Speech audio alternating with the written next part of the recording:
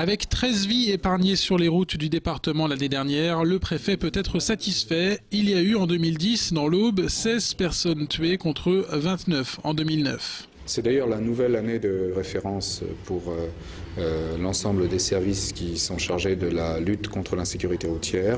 Oui, nous avons un succès spectaculaire avec 13 morts de moins en 2010 par rapport à 2009. Et ceci, nous l'avons obtenu essentiellement d'ailleurs en zone gendarmerie, grâce à la mobilisation des policiers, grâce à la mobilisation des gendarmes, grâce y compris à la mobilisation du procureur et de l'ensemble des sous-préfets. En matière de sécurité routière, forte mobilisation signifie nombreux contrôles. Ils se sont multipliés l'an passé et ce, quels que soient les axes et les horaires. Une présence sur le terrain, surtout en zone gendarmerie, avec une prime à l'escadron départemental de sécurité routière. C'est une présence de tous les moments, de tous les instants, jour, nuit, sur le terrain, pour faire de la prévention, et quand la prévention ne suffit pas, pour réprimer les infractions constatées. Au niveau de la zone gendarmerie, l'accidentologie sur l'année 2010 est essentiellement liée à l'alcoolémie et à la vitesse. Moi, mon but, c'est de lutter contre le comportement de ces conducteurs qui conduisent en état d'alcoolémie ou sous l'emprise de stupéfiants